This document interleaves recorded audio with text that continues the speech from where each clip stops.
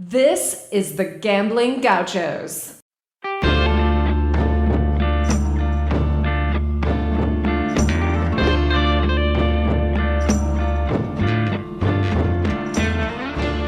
You're listening to the Gambling Gauchos.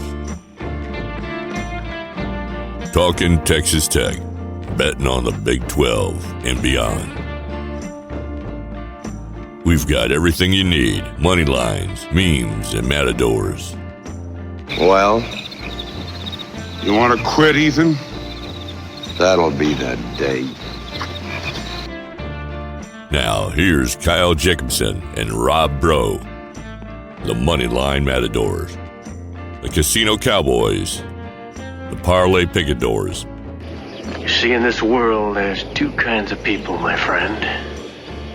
Those with loaded guns, and those who dig. You dig. Win. The Gambling Gauchos. Oh, and one more thing. It's all West Texas. It always has been.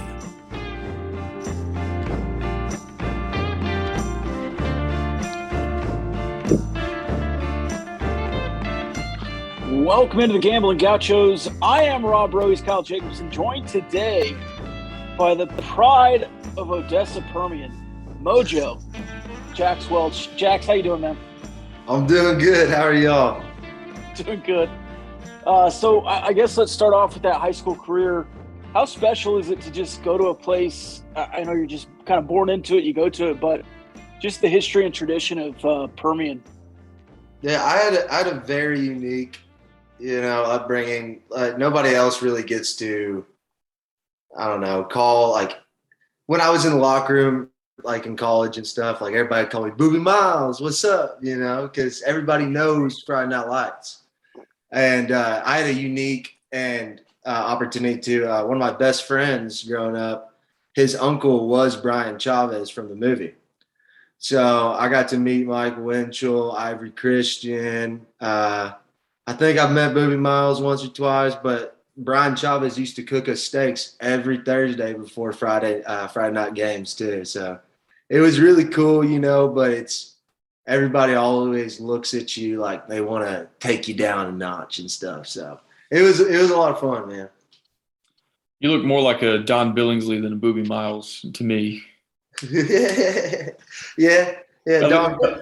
It's funny, dude. Like the famous like party at Taylor's house. That one?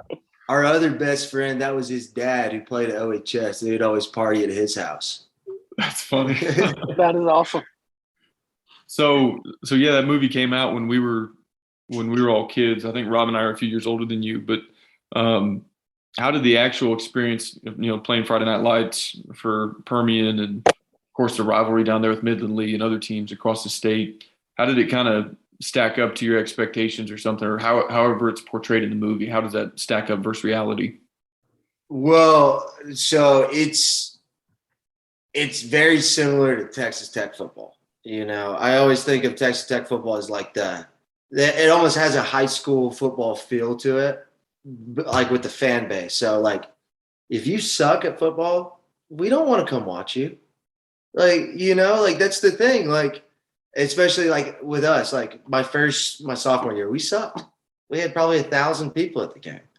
But my senior year, we ranked top 10 in the state, the entire state. Like our entire home side was sold out every single game.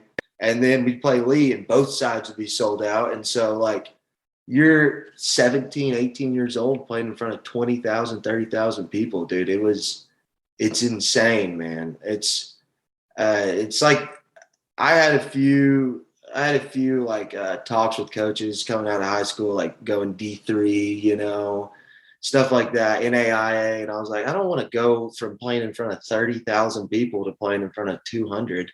I didn't want to do it. It very much has that feel, when everybody chants Mojo, it goes crazy, dude. It's awesome. That's actually a good segue to the next question I was going to ask you. I think walk-ons like yourself all kind of have a different journey. Some of them, like you said, maybe have like a D2 type offer, and they have the way do I want to walk on over here or get a partial scholarship at a smaller school? So how did that go? I mean, like, how seriously did you consider going to maybe a smaller school versus the opportunity to walk on at a place like Texas Tech? I never thought about it at all. I originally went to West Point out of high school. So, and I did it really weirdly. I didn't know really what I wanted to do. I didn't think I was good enough to play D1 football. Everybody told me I could, but I'm like, I don't really want to do it. So I started trying to get into West Point like probably 3 weeks before fall, like 2-a-days in high school. And that's not really something you're supposed to do. So I ended up getting in. I was going to play sprint football, which is a 175-pound weight limit across the board, even the offensive linemen. They all play like the Ivy Leagues and stuff. And so did that. And I was like, oh, man, I'm going to spend 8 years in the Army. And I was like, I don't know if I really want to do that. We know when you're 18, you think you can control the world and everything. And so I came back to Texas, went to Texas Tech, and I joined a frat. I was just going to be a frat boy.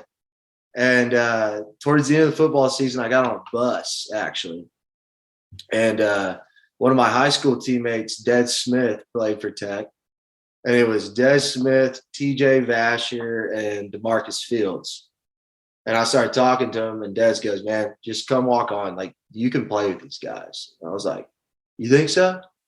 So then, it's kind of a long story. And then I didn't think I'd pass the eye test. You know, as like a walk-on, you're there with all these dudes who think they're really good at football, you know, and they think they should be on the team. But when you're like 5'8", 150 pounds, and you aren't that fast, you aren't, you know, that big, I was like, I'm not going to pass the eye test to get me past the door. So my grandmother goes to church with Rodney Allison's cousin. So I asked her if I could talk to Rodney, and Mr. Allison gave me an interview, and we just talked. He said, I'll vouch for you. And if this is what he said, no joke. He goes, if you embarrass me, I know people. And I said, what? He said, I know people, Jax. I've never done this before. If you embarrass me, I know people. And let's just leave it at that. I said, yes, sir. I will not embarrass you. And then got on the team. That's about it. It's like a mob threat. Dude, I was like, right. I was like, I really don't want to embarrass him. Yeah, that's I guess push you through. So you joined the team. Cliff Kingsbury's the head coach.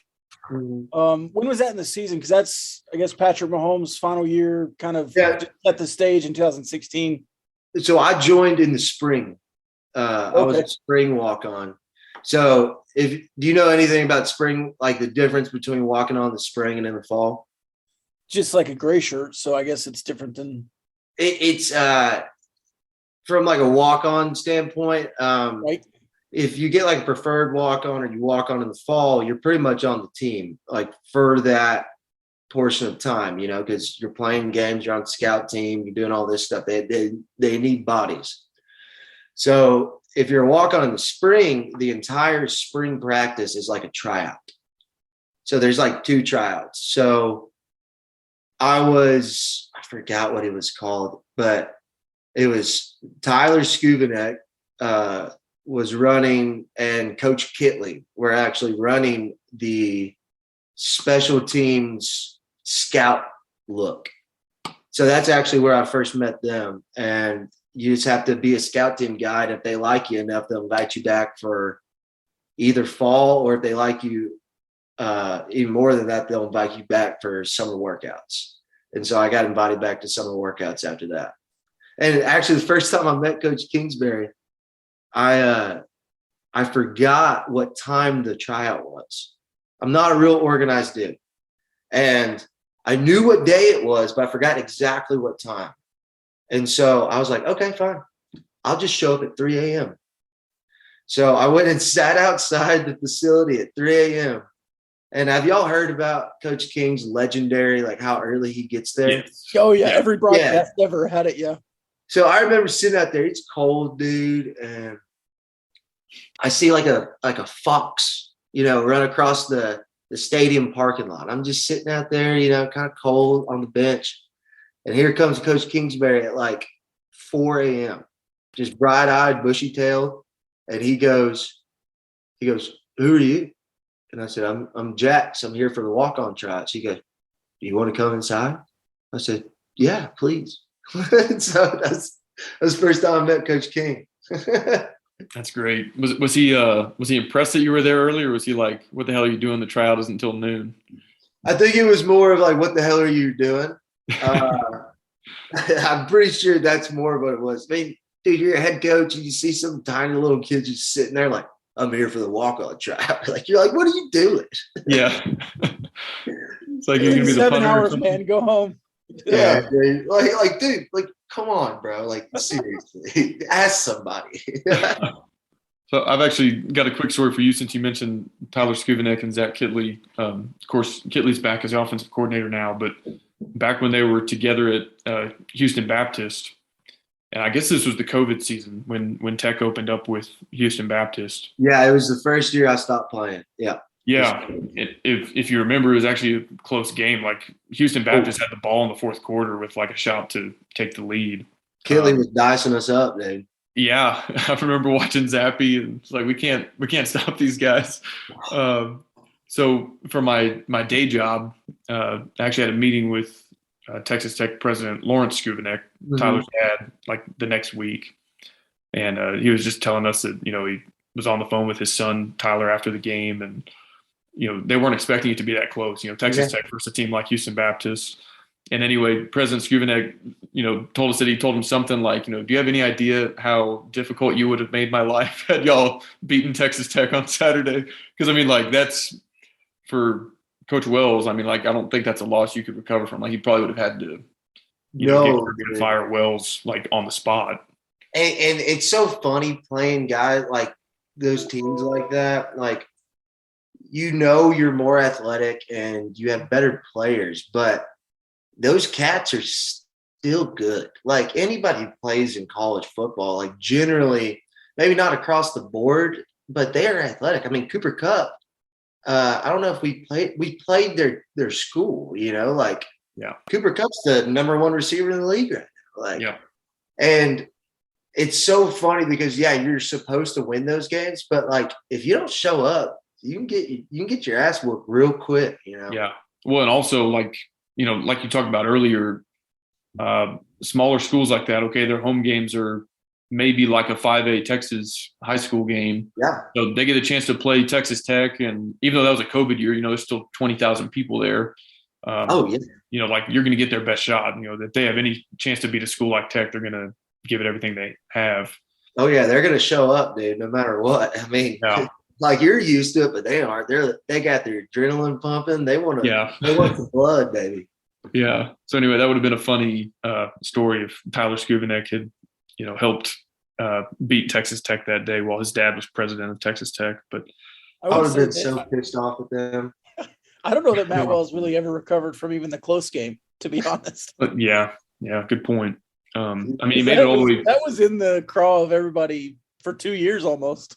Yeah. 1.5. Yeah, man. And he was a good guy. I have nothing bad to say about him. He gave me my scholarship, dude. He helped me get connections to get in law school. Just sometimes it's when you're not like from Texas, it's hard to, if you're not like some people do really well coming to West Texas. They really do, even if they aren't from here, but some people just don't. And he was a stand-up guy, though. I have nothing bad to say about him. Like he gave it his best shot, and wish him nothing but the best. But dude, I'm fucking fired up about Joey McGuire, man. Yeah. Man. No, I think goosebumps, dude. Yeah, I think that's probably 95% of the fan base in terms of how they view Wells. I mean, I don't think anybody dislikes him as a person, but in a high pressure job like that, when you're being paid millions to perform, it's kind of obvious when you're not living up to that standard. But oh yeah, for sure. That was actually my next question was, are you able to kind of stay plugged into the program? And have you had a chance to be around Joey and his staff yet? So for the first probably 2 years while Wells was still here, I kind of once you get done playing football, like I don't know, I may be different than other people, but like you kind of have to find yourself again because you identify as you're a football player, like you're there 12 hours out of the day. Your schedule is revolving around that. Then whenever you get done, you're just like, all right, what do I do now? And so Joey kind of lit a fire under my ass, I guess, kind of like, so to speak. I was following like the coaching hire real like closely, and I was like, man, I wanted Bryles for some reason. I just wanted him. I wanted to win, That's why. So, but then I heard Cody Campbell and all these other people were on this committee, and they found Joey McGuire. And I was like, huh. And funny story, my cousin actually played for Permian against Cedar Hill while Joey was coaching there in like Shotwell Stadium. So I knew a little bit of history, but I was like, man, this might be a home run hire.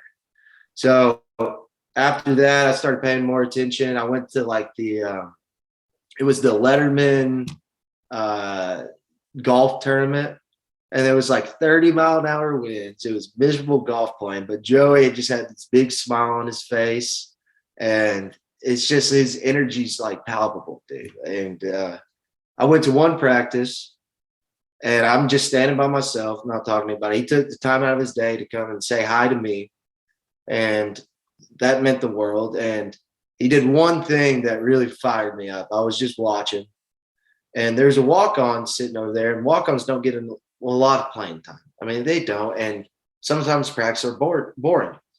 So this kid's kind of sitting there with his hands behind his back and his head down. And Joey walked up and noticed him, and he said, stop that. That's not how you win football games. I don't care if you're on the field or not. If you're going to give that bad of like body language, then like you can't be on this team. And he won me right there, right whenever he pointed that walk on out and said, hey, get your body language up. He won me right there. So I'm all in on the Joey train. And a couple of my friends on the team, dude, they love it. Like they say the atmosphere is different. It's just a family feel to it, man. They're excited. So I'm in turn excited. When a lot of the guys that you played with in 2018, 19, well, maybe not a lot, but there's still a lot of guys on the team that have kind of gone through. I think Sir Roderick was there in 2018, Adrian Fry still on Weston. The team. Yeah, so it's kind of it's not odd, I guess, in today's college football, but it kind of is that you're there through three coaches, Cliff to Matt Wells to Joey, and it's very unique. Three completely different coaches, in my opinion. Yes, like Coach King, he was a very reserved person. He's very intelligent. And then you got Wells, who would try to be the motivator. Sometimes it wouldn't work, and then he's got Joey, who's just about like personability and just putting kids in the best like position possible. And they're all super unique, and it's very strange. I think it's a very, very unique and very rare occurrence that, like, especially football players that good, like Sir Roderick and Fry and Weston, they're all studs. They would have been gladly accepted to another program. But, once you get that West Texas blood in you, it's hard to leave, man. Well, and that's something that I think Rob and I have both been extremely pleased to see was the last coaching staff. I remember there was this quote at one of the coaching clinics, and they were like, we're going to build a fence around West Texas and keep these high school players home. And it didn't come to fruition. I don't know if that was for lack of effort or if those guys just wanted to play somewhere else. But this staff, they've got guys committed from Coronado High School, from Tascosa, from Permian, Abilene, San Angelo, anywhere. And I love to see that. I don't know if I'd go as far to say I'd rather lose with West Texas guys than win with others, but I'd rather roll the dice with West Texas players than roll the dice with – and I know you've got to supplement it with other areas. You got to recruit DFW and Austin and all that. For sure. But I'm a big proponent of, let's embrace our identity. We're kind of alone out here, and some people view that as a drawback. I view it as kind of cool because like you get to own that identity, and you're the flagship of the entire region here. So I love that they're recruiting West Texas high school players, and hope there's more guys like you that come from high schools like Permian and choose to stay home, because it just kills me when a guy like James Washington, from Stanford goes to Oklahoma State and just tears it up for 4 years against us. That's hard to see. Dude. He was so good, man. He would Yes. just make these little cuts. It was I remember watching him on the sideline. I was like, dude, there's no possible way I could cover it. And I'm like, I remember telling D Fields or like Des, I was like, man, I'm glad y'all are covering him and I'm not. Like, he's really good. So anyway, I've been pleased to see that, and even more broadly, just I think Rob and I always refer to it as the West Texas energy lately, like this cactus thing and 806 day and the pump jack mentality that Cumbie kind of installed last year when he was the interim. It's just cool to see the program kind of embrace that West Texas culture rather than, I don't want to say run from it. I wouldn't go that far, but no, that's kind of the thing they were doing. I mean, I've never felt more like, dude, there's a lot of great people come from West Texas. They really do. And it always gets a bad rap because people are born in DFW and Houston and Austin, the big cities, just they've only ever driven through here, and it's not, you don't stay for the landscape. You stay for the people and the connections you meet. And what we are is we're blue collar, hardworking individuals who like to show up every single day. And you may be better than us or smarter than us in a lot of aspects, but I guarantee you we're tougher than you. And that's what they're kind of embodying now. And that's why everybody, I think, so fired up. It's like, yeah, dude, you can say it's ugly all you want, cool, but like this is still a great place to live. It has great opportunities. And you can make a market for yourself as opposed to what the TCU coach said.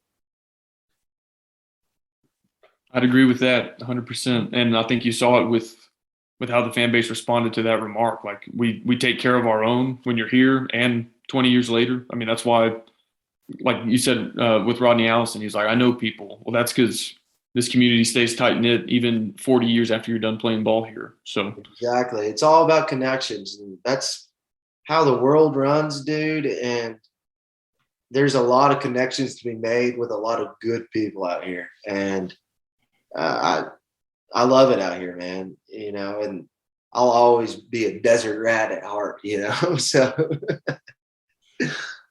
I was trying to remember, because I remember you being involved in one of the scholarship videos. Those are always some of my favorite moments every year at the end of fall camp or in spring, where 4 or 5 guys, it's like, oh, hey, your mom has something to say on the phone. And it's like, hey, you got a scholarship or whatever. Yeah.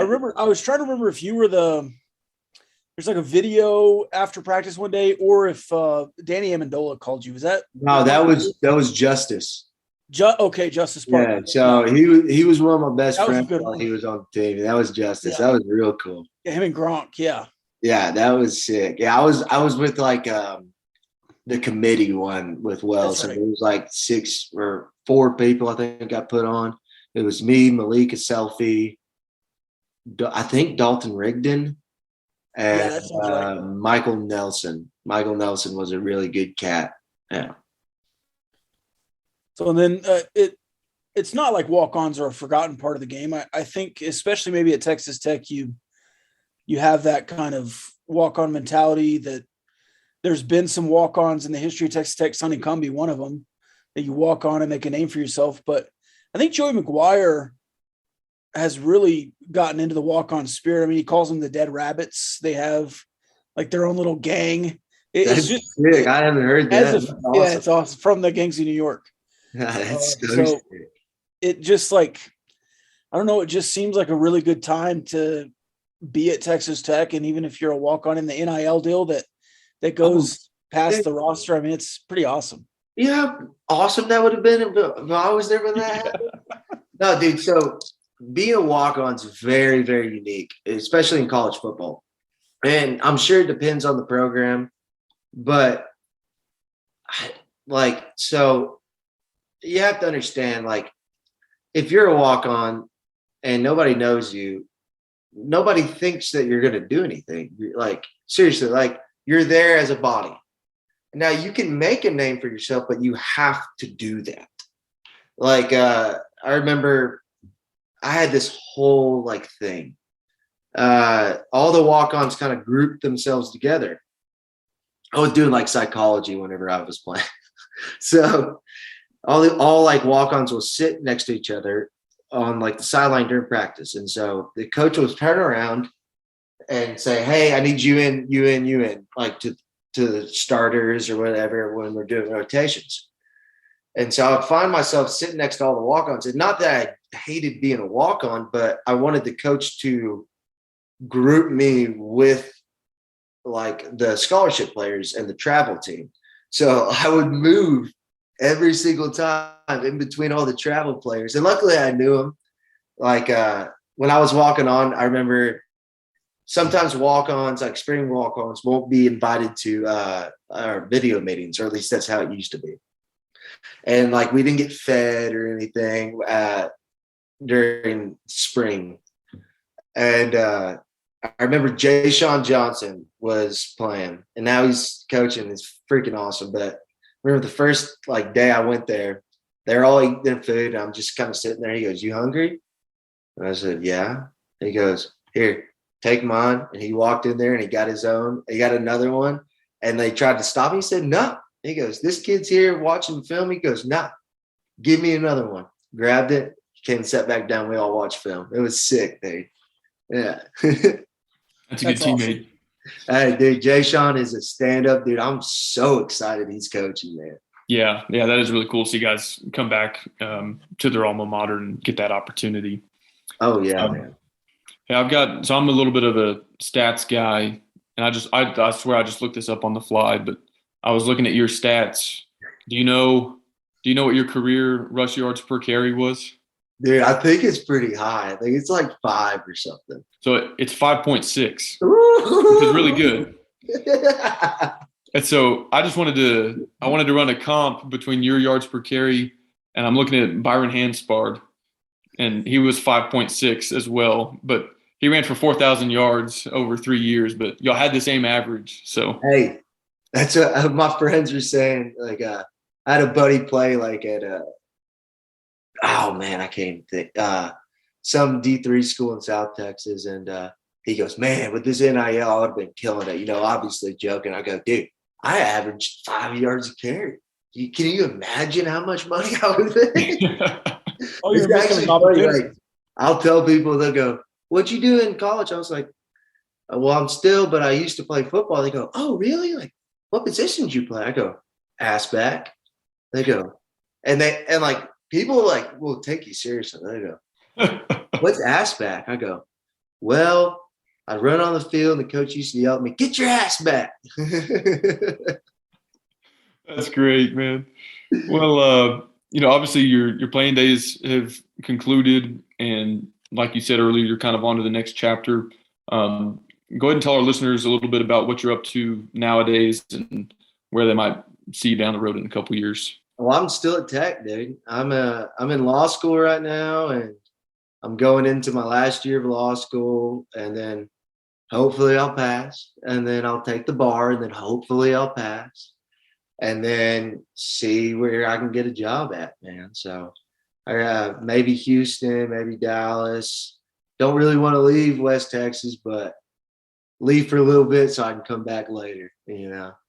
We happen to know a law firm with a couple of Red Raider grads. So what's up? We might pass you. We happen to know a law firm, one of our sponsors. Ooh. Got to three Texas Tech grads. So Come might on. pass your name down the line. Hey, send them my way. Hey, that's what I told you. West Texas is all about connections, baby. Yeah, That's we know people too, Rodney. Yeah. Well, Jax, man, thank you for coming on with us. We didn't really know you except from following you on Twitter for a little while, and was talking to somebody in the tech athletics office. They're like, who you should get on your podcast, because you guys are always talking about West Texas, and also they're like, you need to talk to Jax Welch. And I was like, okay, I've never met him before, and I think you lived up to the hype, man. This was a lot of fun, so appreciate you coming on. Man. Y'all let me know if y'all need anything. I'm here in town. I really appreciate talking to y'all guys. It was a blast, and I enjoy following y'all on Twitter. It's hilarious. Good deal, man. Well, take care, and maybe we'll see you at a game this season or something. Oh, hell yeah, baby. Let's go. Wreck 'em. Cool. Take care. Yes, sir. Bye.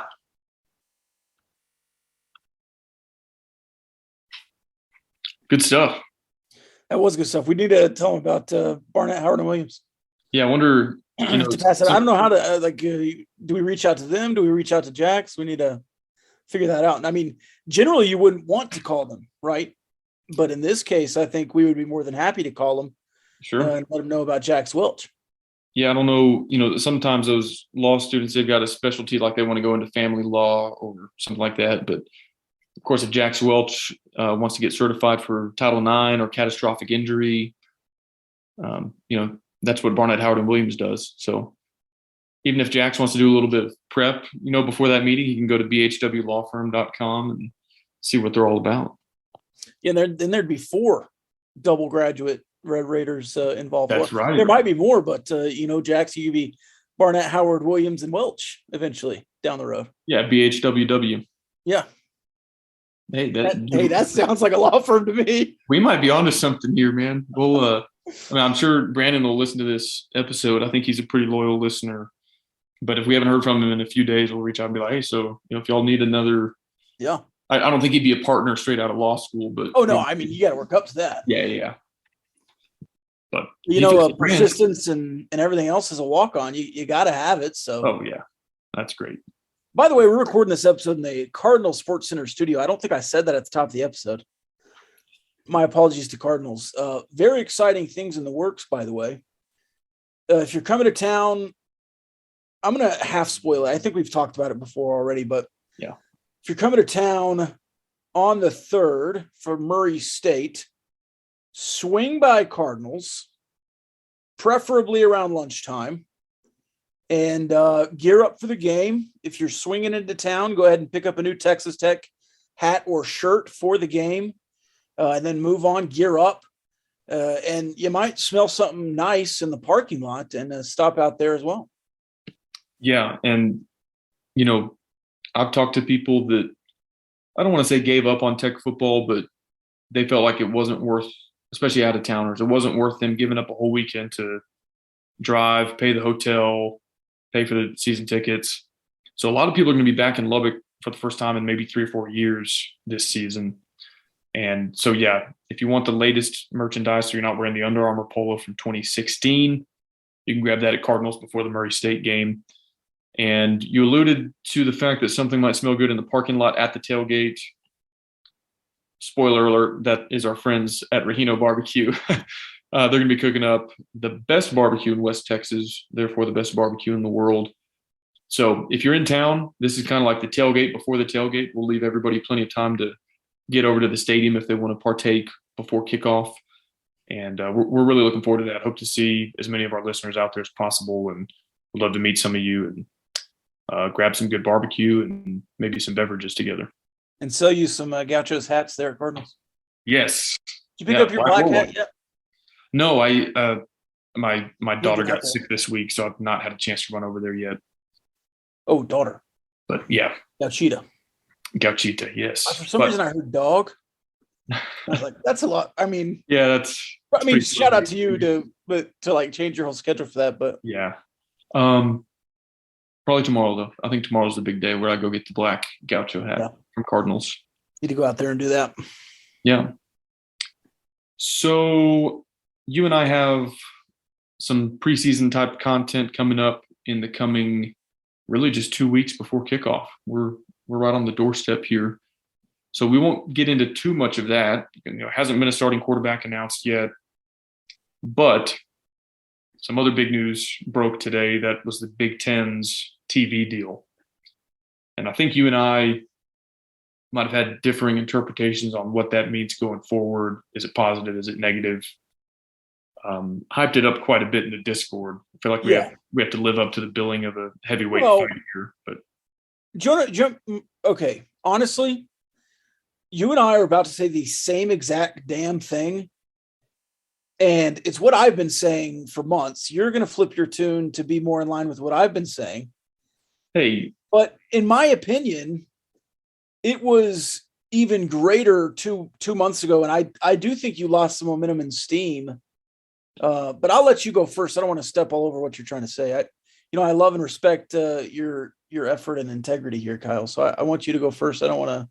Yeah, it was not so long ago on the topic of conference tournaments, and you accused me of putting words in your mouth by simply regurgitating what you have tweeted on multiple occasions. And you said, hey, can we normalize not putting words in each other's mouth? And I said, yeah, I think we should normalize that. That's a good policy. And here we are. So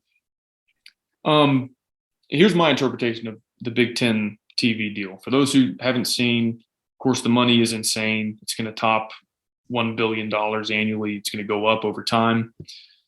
Here's the gist of it that I think is important. There's no ESPN. First time in 40 years that the Big Ten will not be on ESPN.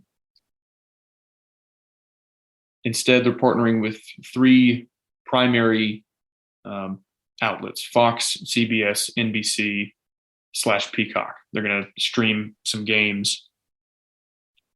The details that I found interesting when pieced together with the rest of the puzzle, which I'll get to, is that essentially the Big Ten is taking Fox's big noon kickoff, what Fox considers to be their primetime window. So the Big Ten will be on Fox at noon.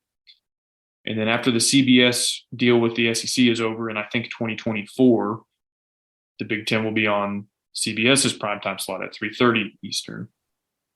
And then 7 o'clock Eastern, they'll be on NBC for a third primetime slot. So basically, if you're a Big Ten football fan, you start the day with Ohio State at noon on Fox.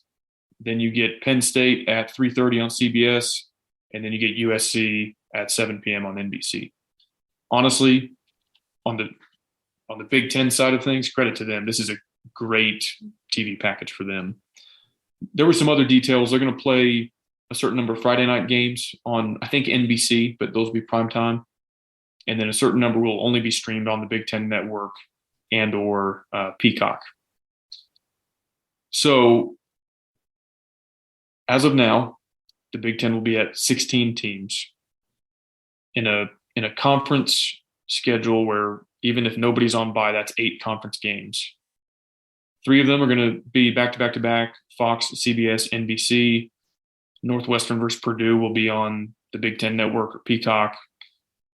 But this leaves, in my opinion, a good amount of inventory. We know that Fox is not bidding on the Pac-12.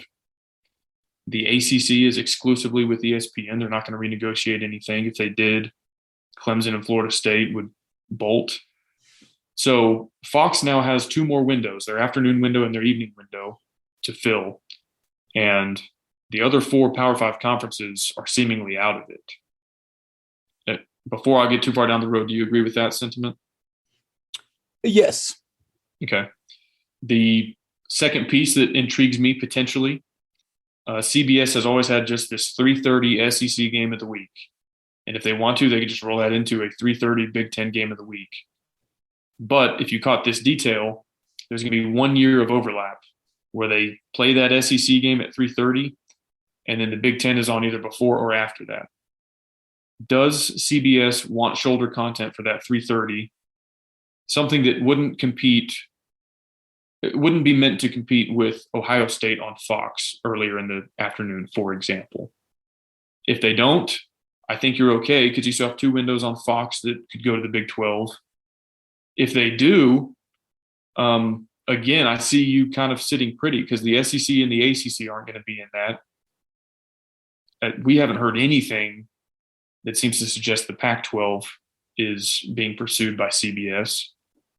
So I think NBC is out of the picture because between the Big Ten and Notre Dame, and then they've got Saturday Night Live late at night in the fall, I don't think you're going to do anything with NBC and Peacock. But I still see opportunities for the Big 12 to at least potentially be on Fox or CBS in a national broadcast type game. It's not going to be the game on at that window because you're competing now with a Big Ten super conference.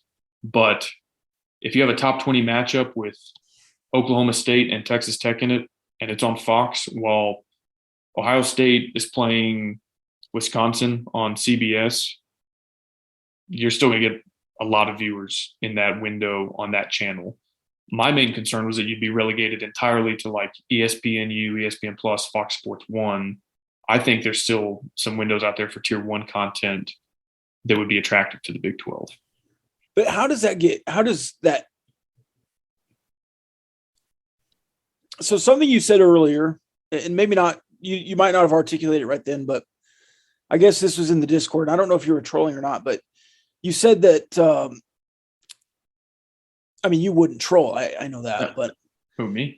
You said that it's never been better for the Big 12, I guess, was kind of your sentiment, at least in the last 5 months. Yeah. So how do you rectify that sentiment when 2 months ago it kind of looked like NBC was going to be solo with you and in Notre Dame, because that's dead. And then you're also putting a lot in assuming that CBS would want to play 2 games just because they're going to for a year to accommodate the Big Ten. I don't think I am. I think my exact words were, if they don't, you're okay because you still have 2 slots on Fox. Okay, but you're also assuming that Fox wants 3 primetime games every Saturday.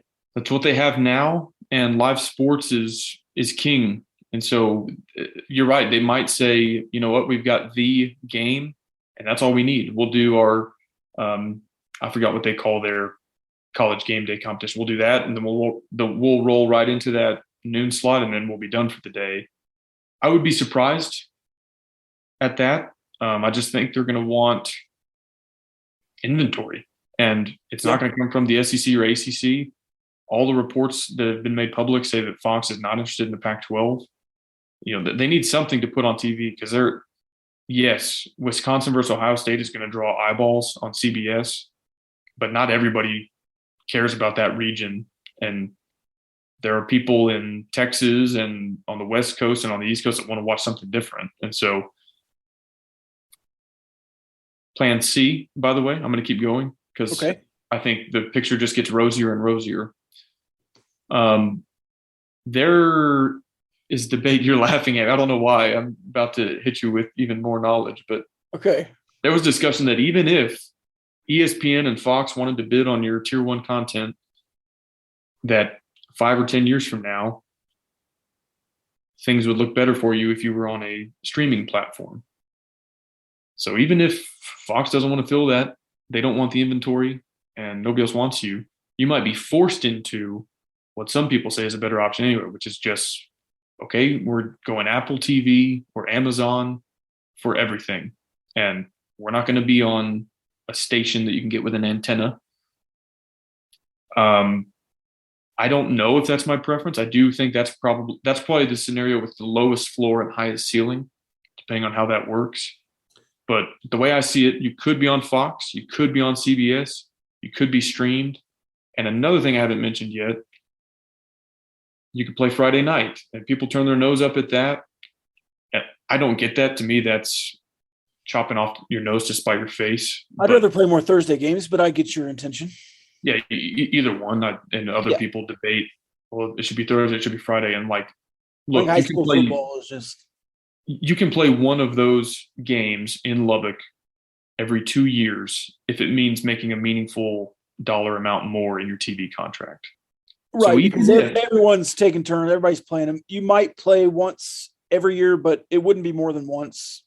Right. So even if, let's call it 6 games, even, not even every week during the conference play, but let's say it's 4 or 6. Yeah, like Maction. It's the last 6 weeks of the season. You play on Tuesdays. Yeah. If CBS doesn't want shoulder content on Saturday afternoon and evening, who's to say they don't want a 7 p.m. national broadcast? I'm not saying they do or don't. The last thing I'll say that makes me optimistic, 2 more things actually, because I'm super optimistic and the list just goes on and on. we all seem to kind of believe that Yormark and Kevin Warren, the Big Ten's commissioner, were tight. And so wouldn't it make sense, if they are, wouldn't it make sense for there to be sort of an alliance of the Big 12, Big 10, that we shoulder each other? Hey, you're watching Tech versus Oklahoma State. Stay tuned for Ohio State versus Michigan coming up right after this. To me, that scenario makes sense. The whole, you brought up the Notre Dame shouldering idea, which obviously isn't going to happen. The reason why NBC might have been interested in that is everybody wants to watch Notre Dame, would probably tune in to at least part of the game immediately preceding the Notre Dame game. Right. Or just keep their TV on if something interesting was coming on next. So to me, it stands to reason that, okay, if you're a college football fan who wants to watch Michigan versus Michigan State, wouldn't it kind of make sense that you would tune in for, even if you're just a casual fan, you didn't go to West Virginia or Iowa State, but if those two teams are in the top 25 and they're playing right before Michigan State, wouldn't you tune in at least for the second half, right before the game you want to watch? Like, that just benefits the network when both conferences are building each other up. So last point seems to be that the message from the Big Ten is we're not done expanding. They have to take, not have to, whether they get Notre Dame or not, they're very likely to take at least one more West Coast Pac-12 school, whether that's Stanford or a pair of Oregon, Washington. At that point, the Pac is down to 9 teams. Are they really, is Arizona and Arizona State really going to sign up for a 10-team Pac without Stanford, with San Diego State, instead of just jumping? And so here's a really interesting piece that I think people might not have connected the dots on yet. If Oregon and or Washington, Stanford, whoever goes to the Big Ten, the Big Ten is playing exclusively on Fox, CBS, and NBC. Who airs Pac-12 After Dark right now? ESPN. Yes. They now have no access to the West Coast other than like the Mountain West Conference. So ESPN, it seems to me, would be incentivized to work a deal with the new Big 12, which at this point would have 3 schools in the Mountain Time Zone, Colorado, Utah, BYU, 2 more schools in the Pacific Time Zone, at least through early November, Arizona, Arizona State. They then moved to the Mountain Time Zone. Weird daylight savings time deal in the state of Arizona. So here's my best case scenario, Rob. And if you can get half of this, take it. Okay. You play 3 games every Saturday on national television, 2 on Fox to fill their windows, 1 on CBS as shoulder content with the Big Ten. So 6 of your 16 teams are playing on Fox, CBS on Saturday. So that's 11 a.m. CBS. Yeah. And then 2:36 on the other 2. Yeah, 6 or 7 on Fox. You play Friday night on one of those same networks, maybe ESPN, because ESPN will be part of this deal. So teams 7 and 8 in game 4 are also playing on a national broadcast, national network. You then coordinate so that there's at least one Big 12 After Dark kickoff in the Mountain or Pacific time zone. That's on ESPN. So that gets us to teams 9 and 10, game 5. And then you've only got 3 games or 6 teams relegated to Fox Sports 1, or if you do have a streaming partner, relegated to what I would call a minor platform. And this all leaves, if ESPN's part of the deal, this leaves ESPN2. You could do an After Dark on FS1. The reason why the After Dark is intriguing is because there's minimal competition. The Big Ten now might be playing a game, but you don't have 10 games going on. You'd have 1 Big Ten game, 1 Big 12 game. Well, if those last 3 games were on, let's say, Apple Plus, or if Paramount Plus wanted to do that, because it looked like the Big Ten was just going to do exclusive Peacock TV, and right. Paramount Plus games will just be the ones that are on CBS. So if you could get Paramount to do 11, 2:30, and 6 as well, there is your last 3 games, and they're just on Paramount Plus, and it's $5 a month. Yeah, that was actually one more thing I was going to say is with the Big Ten deal now finalized, and Peacock is the only streamer in the fold other than ESPN Plus. If Netflix, Amazon, Hulu, YouTube, Paramount, Apple want in on this, they're running out of Power 5 conferences to partner with. And that could be the Pac-10. If Oregon and Washington stay and the Big Ten doesn't expand, that could be their saving grace, is if one of these streamers just comes in and says, we'll overpay. We're going to brand ourselves as the forward-thinking, innovative conference. Not all of our games, but a lot of our games will be on Apple. That could save them. But when's the last time you said that sentence about the Pac-12? Right. Right. But what I was going to say, athletically. Right. Certainly they don't say that about anything else, but that leaves, if you do have a Big 12 deal where you have a Tier 3 deal with a streaming platform, leaves a lot of competition for that. And so maybe that drives up the price a little bit. If you have Apple and Amazon and YouTube going after that, that's better than, okay, if 3 streaming platforms already had a home with the Big 10, SEC, Pac-12, whoever, it kind of is like, well, you're not in as good of a negotiating position. So I think it looks great. I think the Pac is doomed, especially if the Big 10 wants to expand. I think that leaves the Big 12 as the only conference that could put an after dark time slot with the Big 12. And I think it leaves Saturday morning and afternoon content available on Fox and CBS if they want to fill it. Yeah. And I think, in your rainbow worldview where everything falls right for the Big 12, I think a lot of what you've said makes sense. I am very intrigued by the idea of going pure streaming and just saying, hey, this is the Big 12 network brought to you by Apple Plus. Any conference game that is Big 12 versus Big 12 is on Apple TV. And that's football, basketball, women's basketball, baseball, they do it all. Mm-hmm. Now, do they have the infrastructure to do that? No, absolutely not. Not right now. Because you're having to hire broadcast teams and figure out how to get that done. And I would not want to see schools put Homer broadcast for football and basketball. I mean, it's bad enough in baseball.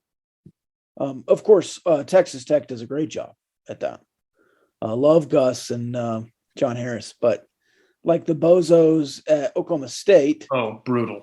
Or the Texas. But now I will say Keith Moreland, I respect, but even he sometimes is very Homer. So the TCU crew, and one other crew is really, the West Virginia crew. Like those are always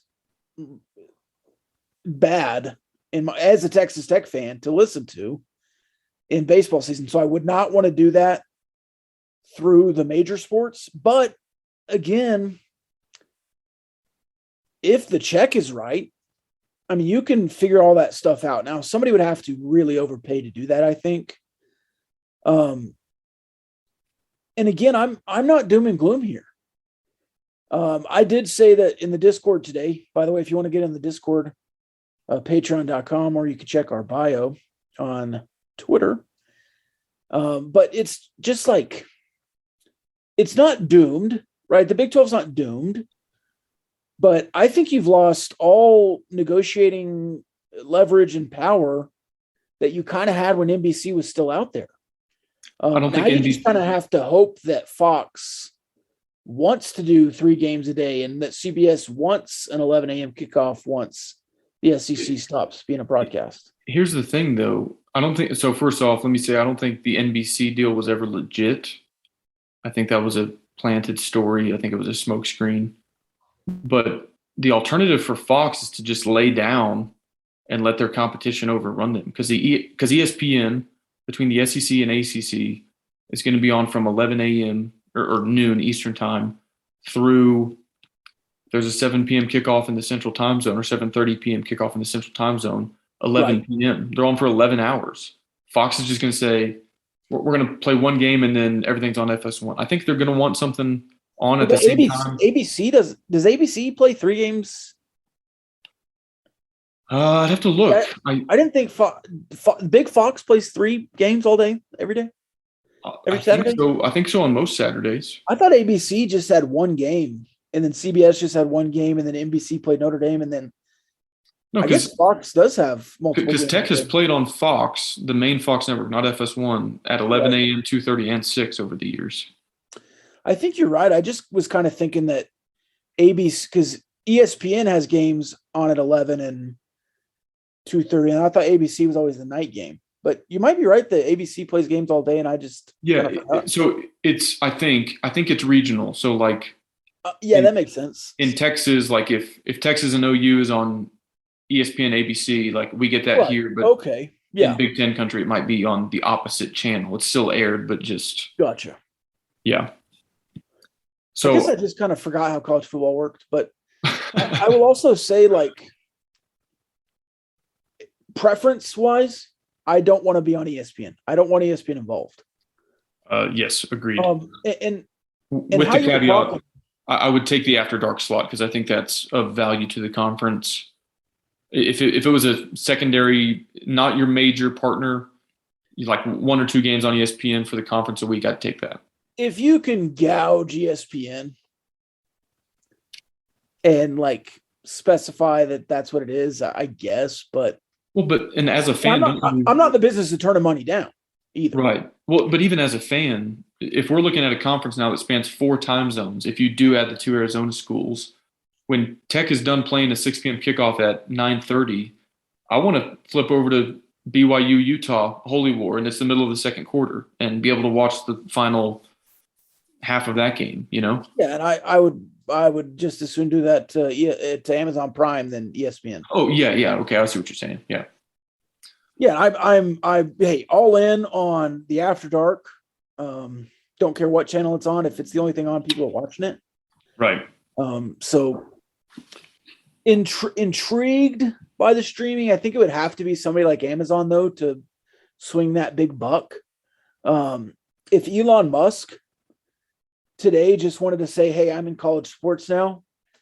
I have that 44 billion that I was going to give to Twitter. Here's 10 of it.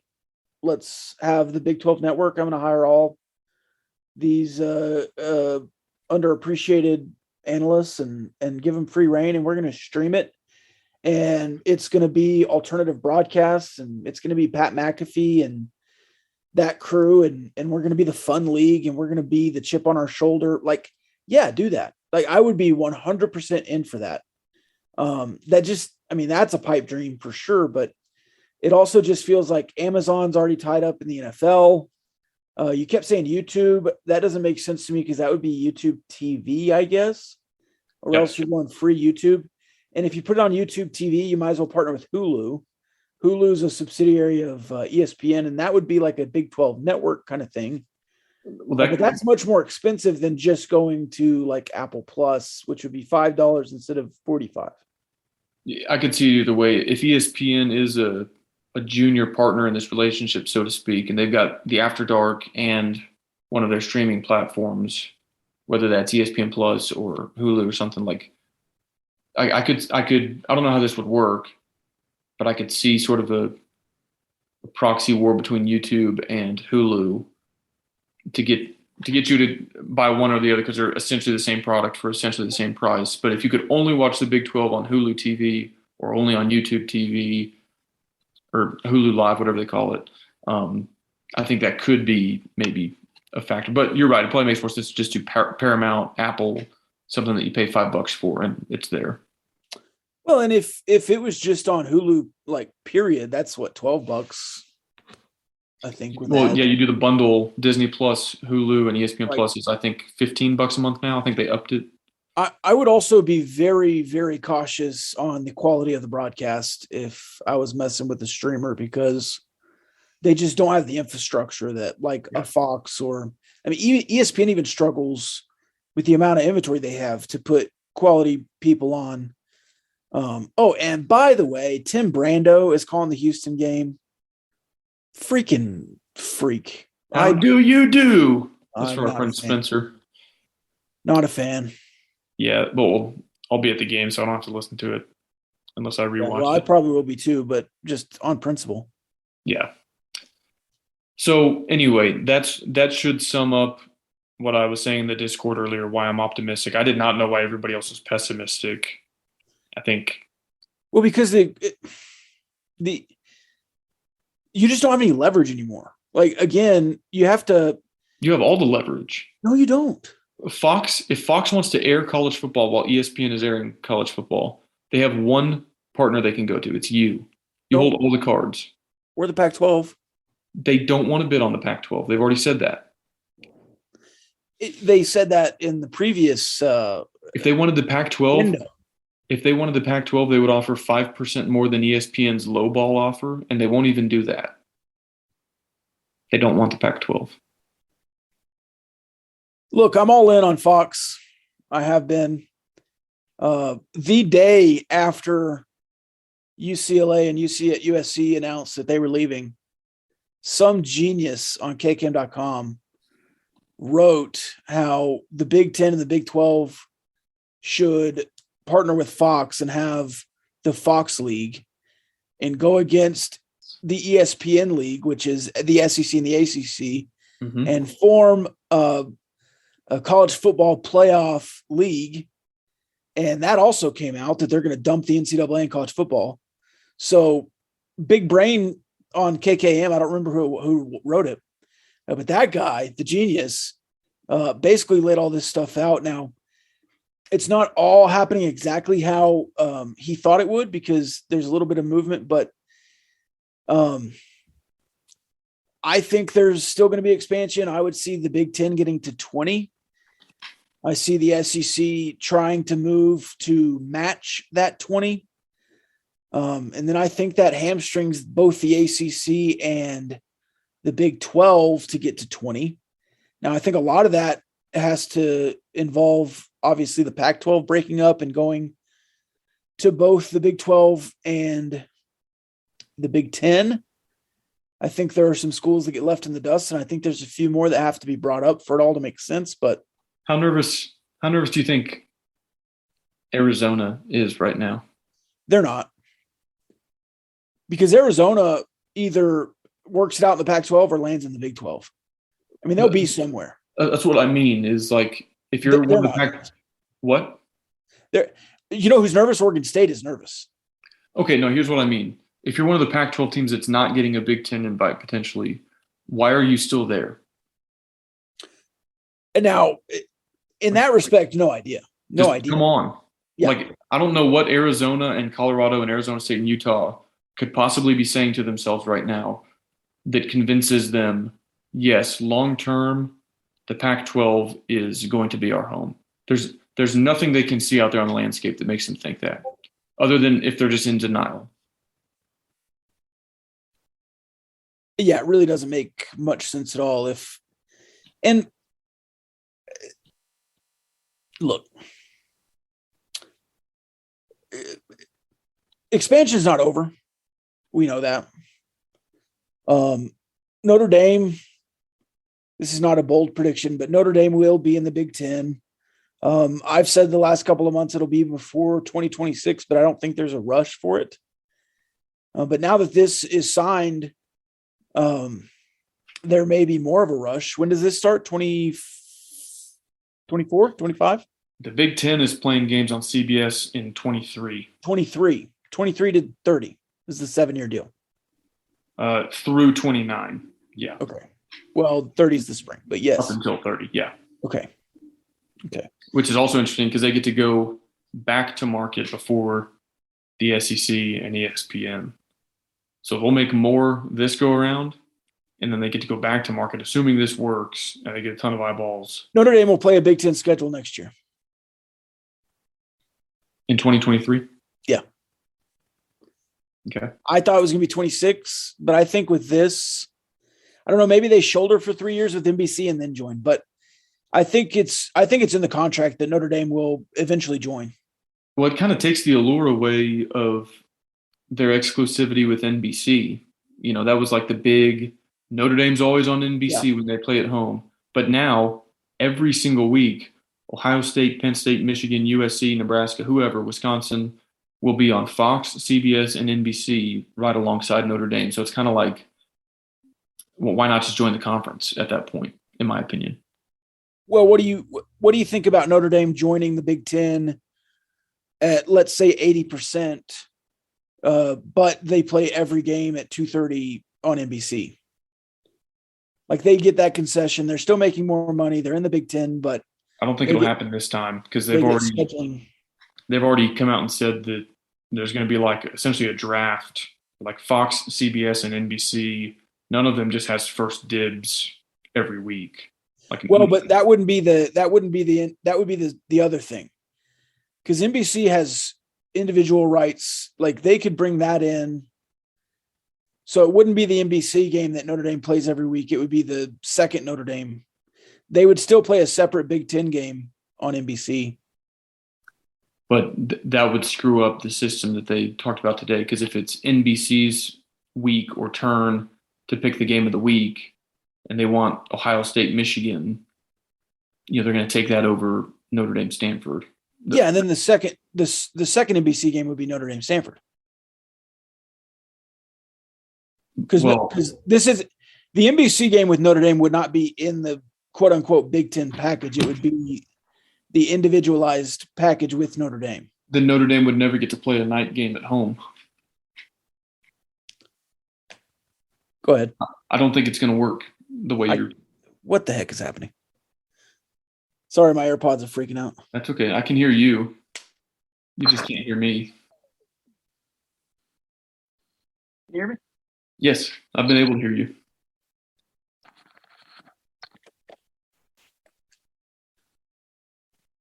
This is going to make for some great. Well, I don't know what's going on. My AirPods are just sitting here, right? Closed case. Yeah, and you fidget with it so they connect. No, I didn't fidget with it. They're completely closed. They're 6 inches away from me. And then it just like on my screen says AirPods connected. I have no idea what happened. You know who might be able to help you with some technology? Yes.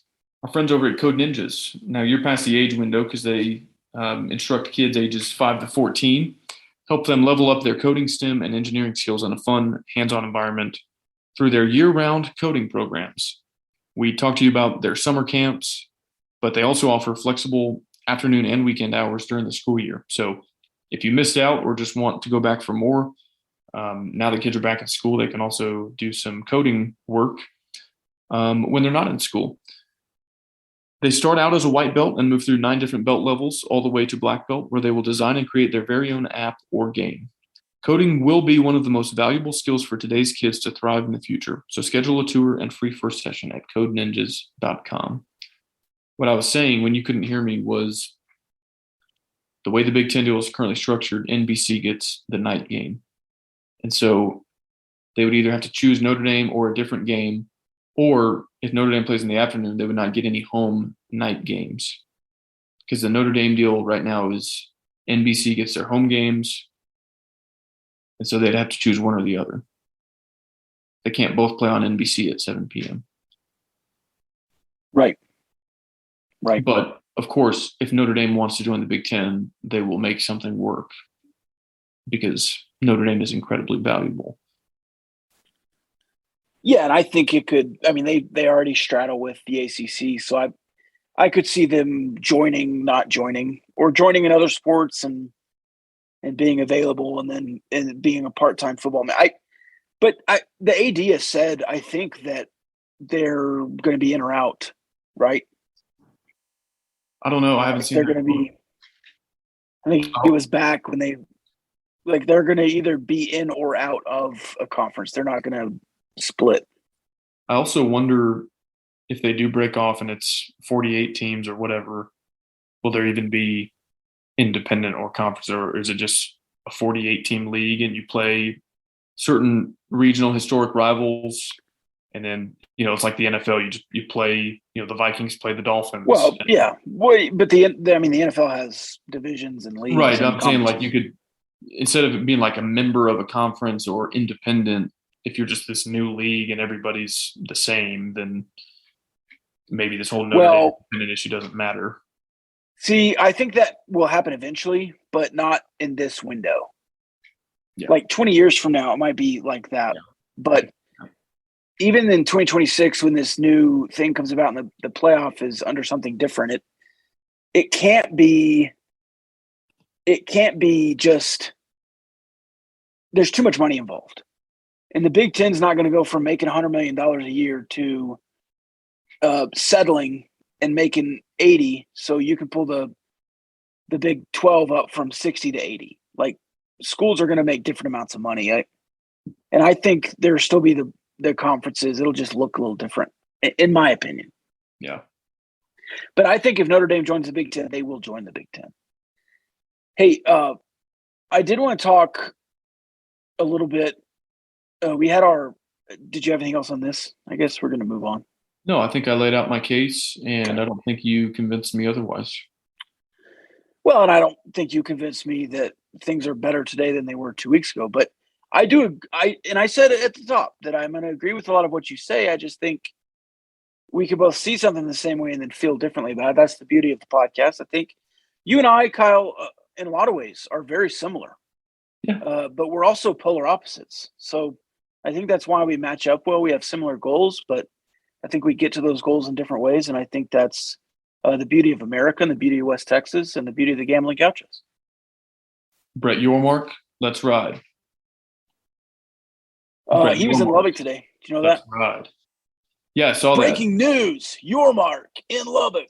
Yeah, I saw that once, like 3 days ago, and then I saw it now that he was here. Did you like the boots they picked out for him? Square toe, double T, Anderson Bean? Didn't get a chance to see him. Do you have a pair of those? Of those exact ones? Justin, do you have boots? You wear boots? Yeah. I've got some lizard skin. Okay.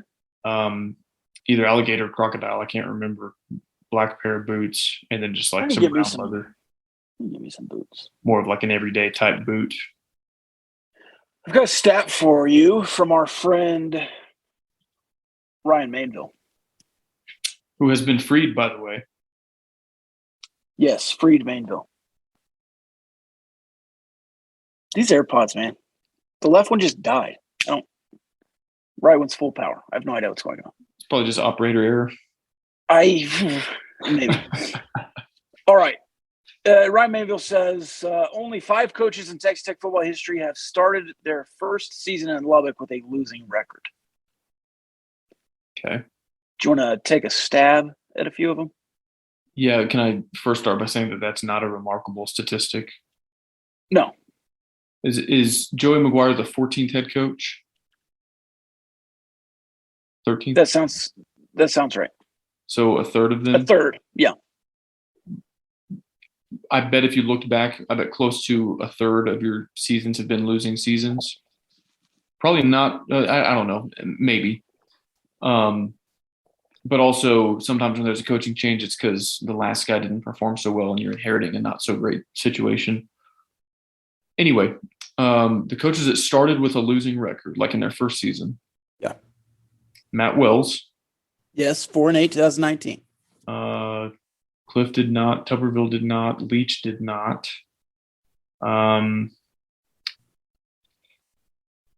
Did Spike? No. Nope. How about not David McWilliams? He had a good record. Jerry Moore.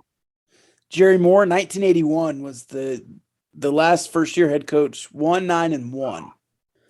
So from 81 to 2019, all the guys in between started at least with winning records. Did 40 years. I don't think Steve Sloan and Jim Carlin had a bad season like that. Right. Man, we're going back to like JT King. JT King in 1961 was 4-6. Okay. DeWitt Weaver. Nope. I'm impressed you're getting these names. E.Y. Freeland. No. Pete Cawthon, 1930. Higginbotham was 3-6, and then Grady Higginbotham, 1929, one and only season. Yeah. 1-7-2. Is that all of them? Yep, that's the 5. Okay. You thought I didn't know DeWitt Weaver? DeWitt Weaver was a name that I probably would not have pulled out. I learned a lot about Tech football history doing the research for our countdown to kickoff. And I recognize the name. You said it, and I was like, oh, yeah, that's the name. But I wouldn't have, pulled it out of the mind palace to get there. Interesting. And that'll be So we're going to do sort of a prop bet extravaganza next episode, where we just make up a bunch of props for ourselves, and with the season win total being 5.5, that's a good prop bet. Will Joey have a losing season? Yes or no? Yeah. Is Fort Worth a college town? Depends on how you define it. Is there a college there? Yes. Usually when I hear college town, I think that the college is like the focal point of the town. Yeah. Like in Ames, Iowa, maybe. Or Lubbock. And not to say there's nothing else in those towns, but the city of Lubbock would not have 300,000 people were it not for Texas Tech. Yeah. So no, in that respect, Fort Worth is part of a giant metro area. Nobody in DFW, could be part of a college town, I don't think. Same with UT Austin. Yeah, it was just funny. Donati yesterday he's just trolling us, right? Yeah. Yes, he is. He's kind of a good troll. Like the Chicago tweet thinking it had everybody thinking that they were going Big Ten. Like, can I be honest? Yeah. I'm very impressed with I think TCU fans really like him. More and more from what I hear and see and watch. TCU has not made a bunch of perfect moves lately, but that was a really difficult transition to get out from under Gary Patterson. And I think that was the right end move. I don't think they did it necessarily in the right way. Gary didn't help because he absolutely. I mean, it was impossible, an impossible situation. Yeah. But just as a whole, I am kind of, I hate to say it, but kind of impressed with Donati. I don't like TCU. I don't like Jamie Dixon, but Sarloos and Dykes, I think that's a pretty good young core of coaches. Well, I thought this was funny. I forgot what tweet this was on. So correct me if I'm wrong. All this cactus stuff and like we're going to take over the stadium at Fort Worth stuff was instigated by TCU. Like they announced we're not selling single game tickets. Their AD was chirping at a random fan on Twitter. Their recruiting director said, well, I mean, to him, yeah. I mean, yeah, he's a parlay picador. He's right. Into the crop of Texas Tech fans. Their recruiting director has this whole thread about Tech being a desert or whatever. Yeah. And this TCU fan was in our mentions the other day, and he was like, "Why do y'all hate TCU? I don't get y'all." And I was like, "We don't just get on here and like start trolling your fans. Like your institutional leaders, your AD and your coaches get on here and start chirping, and then we respond." And so this other guy, he tagged us and stuff over and over and over, and we just ignored him. Like we didn't like his tweets, we didn't retweet him, we didn't respond. And then he tagged us the other day, and we sent like one reply, and he was like, "Here come the Tech fans." I was just like, you wanted us to converse with you. Like you tagged us in this tweet so that we would respond. Yeah. So Is that the same guy that's completely just straight up ripping off the list an hour later? Yeah, he like replied to our list and was like, "This gives me a good idea." And I guess his idea was to make the same list in numerical order instead of alphabetical order. And with the new like, okay, yeah, that's a great idea. Like that's not really an idea. You're just stealing our idea. Yeah. I feel like, was there anything else we wanted to do in this episode? You and I need to talk offline about a couple. Yes, I do. I want to mention one more thing. I just like broad strokes. Was there anything else? We can talk about Joey McGuire. We can talk about the quarterbacks in the weekend episode. So I guess that's all because, so I do want to mention one last thing. So last episode was technically episode 99. And we called it episode 100, part 1. Yeah. And then I actually talked to, I'm having weight loss surgery. I guess people know that now. I've put it out a couple times. But I talked to the West Texas Bariatrics people. So I put that on the Gambling Gauchos platform. So technically that is episode 100. Just in the numerical list. Yeah. So this is going to be titled Episode 100 Part 2. But it's going to be episode 101. So That's episode perfect. 99 and episode 101 in true Gaucho fashion are branded well as episode 100 part 1 and episode 100 part 2. I just think that's a funny thing. But I do want to say, Kyle, there is literally no one else in the world that I would want to be doing this with. I think you and I, like I said earlier, complement each other really well. Bragging on ourselves here, I don't care. I've learned in the last 2 years that if you don't think you're doing well, if you're not going to be proud of yourself, why would anybody else be proud of you? So I take great pride in what we do, you and I, and how we conduct ourselves and how we represent West Texas. I think a lot of people, you know what? I think a lot of people should be more like us, Kyle. It's not that we do a podcast. It's that we don't get to listen to our podcast like a fan listening. I don't know. I was trying to do the Antonio Bryant bit there, but Yeah. Antonio Brown. But I just, in all seriousness, I really do. I respect you a great deal. And I think you have a great brain for content, and you're kind of getting into it for the first time, really, in this sense. And I've been doing it for 5 years, and you've reinvigorated me, and I appreciate you. And I want another 100 episodes and then 100 after that. And it's been a really good time. And I appreciate you sliding in my DMs and initiating it in the first place. Shoot your shot. Yeah. Hey, no, some people might not know this if they started listening like this summer or something, but just to reminisce here on episode 100 part 2, Rob and I followed each other on Twitter for a few years before starting the podcast. Had never met, like didn't know each other from college or anything. But I started to notice back when I used my personal Twitter account a little more often, which I don't do now for several reasons. But, you know, I would come up with some idea or like joke, and I'd tweet it, and either like at the same time, or maybe I realized Rob tweeted pretty much the same sentiment like an hour earlier. I was like, me and this dude are on the same page about everything. You know, I think at least within reason. So then it kind of, I started DMing you. I was like, this was the COVID year when we wanted Wells gone and he wasn't gone. But I was like, there's this dude, Joey McGuire. I read about him on the message boards. Like, this is who we need. And we certainly do have it out sometimes when we disagree. And I think we always have very spirited but respectful, mostly, disagreements. But yeah, it has been a lot of fun to do this with somebody who generally I'm on the same wavelength with, and like we're on the same page. And 9 times out of 10, if you shoot me an idea or I shoot you an idea, you're like, yeah, that sounds great. And a lot of this is just kind of on the fly. Like, we decided to do this in June before last football season, and we were recording by August, so like didn't have much direction. And we just thought of all these random things along the way, and we're like, okay, yeah, like there's gonna be a blackout for the Texas game. So what if we did a Twitter blackout and turned everybody's profile picture black?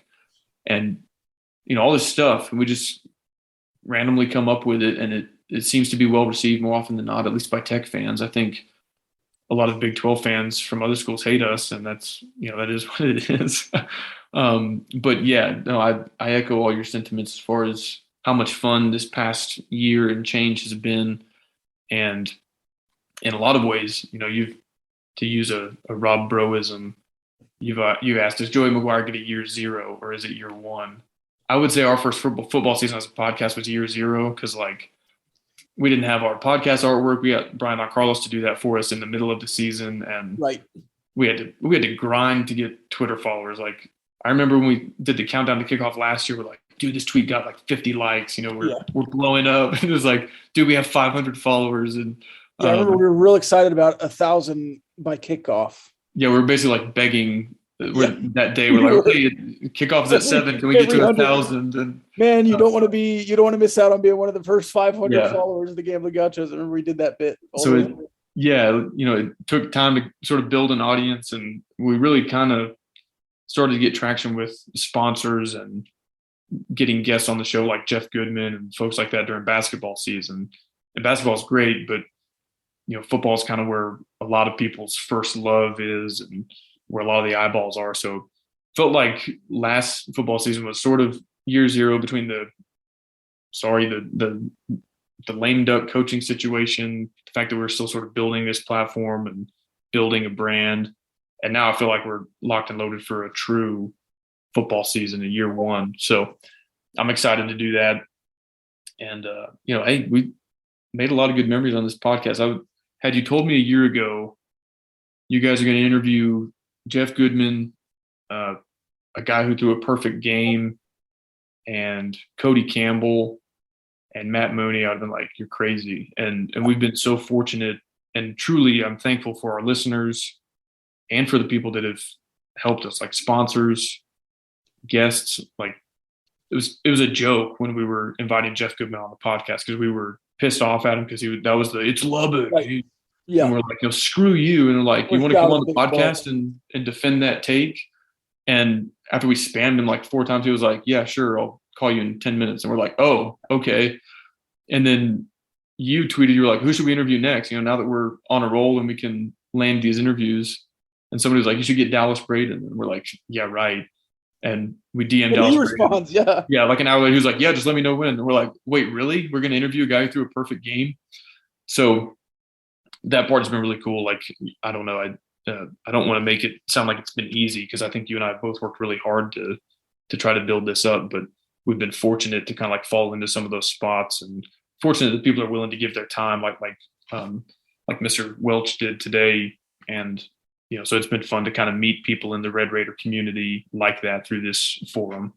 Yeah, and it's just a little behind the scenes. Our biggest episodes, 2 interviews, Lawrence Odiase.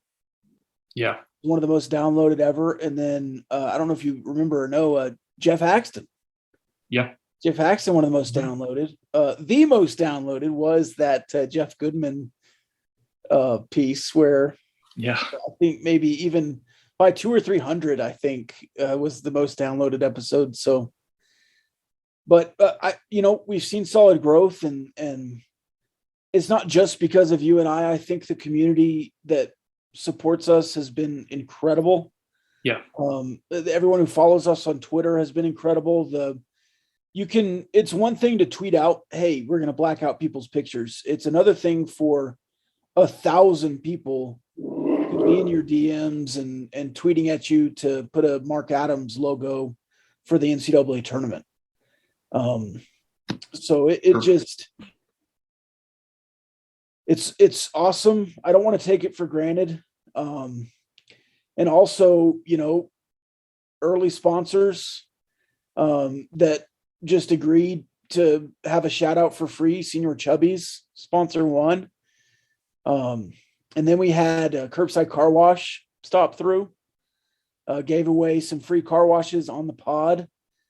And then we obviously Upland South Day Spa. Everyone who's been with us along the way. What was the fracking service?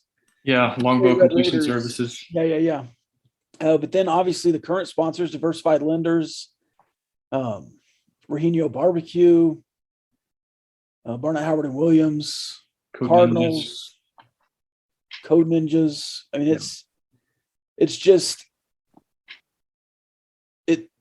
it's not overwhelming, but it really does speak to the community, and we want to keep giving back. We want to keep giving back to the Matador Club. We want to keep giving back to our parlay picadors and teachers in West Texas and the West Texas community. And we're not doing this just for a bunch of money. I mean, you and I have sponsors and are doing things and are making money, but we also want to buy a theater out and watch a West Texas movie with people and do that kind of stuff as well. So it's important to me that we have the community as well.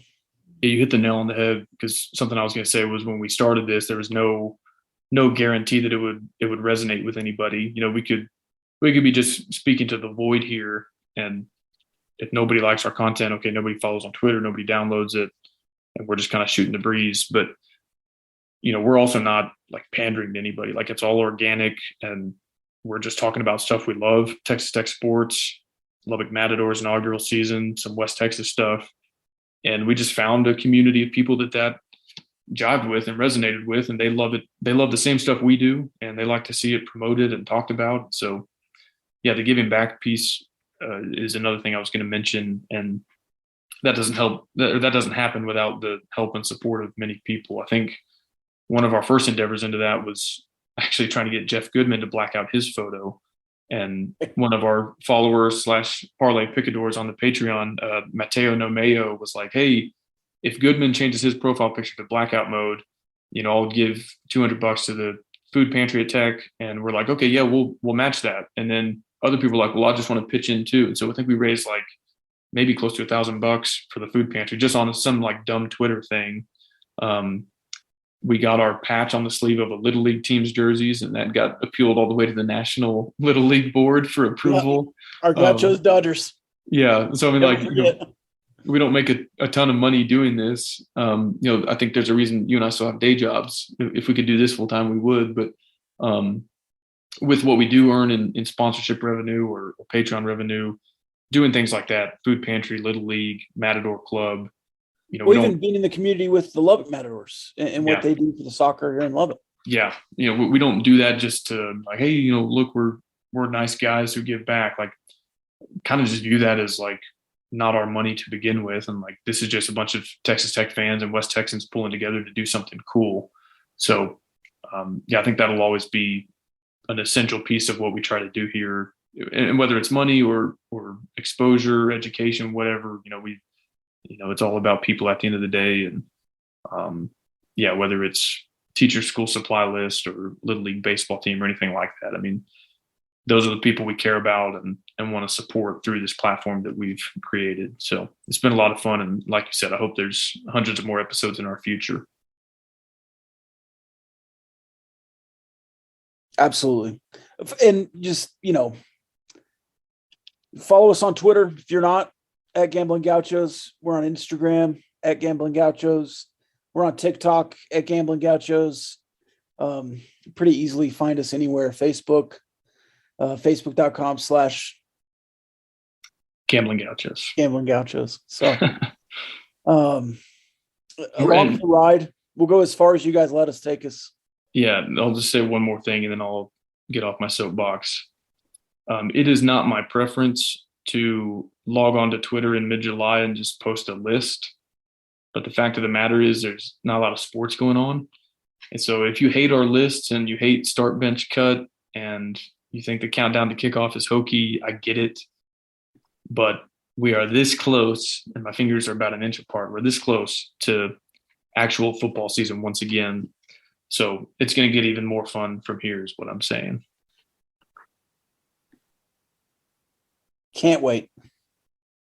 All right. Final thoughts? No, join the Patreon. Yeah. $5 a month, patreon.com/gambling gauchos. The Discord blows up. We've got a couple really cool interviews coming down the pike. Don't want to spoil them, but they're cool. And we'll tease them once they are out there. I was going to try to think of a clever end, but I don't think I could without giving it away. So, we don't want to give those away. We do have a pretty cool interview coming up. Set the Southwest Conference record for yards in a game receiving on only 5 catches. So if you want to find that info and spoil the interview, you can. Southwest Conference was around for a long time. So to own any Southwest Conference record is a big freaking deal.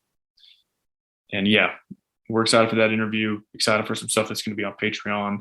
Might be some stuff in the works. A few more Twitter followers down the road might open up some new doors. We'll see. The Gaucho Gazette, maybe. Maybe. We'll see. Might be some other West Texas energy stuff that for sure. we're going to try to capitalize on. So more to come. Stay tuned. And we love y'all.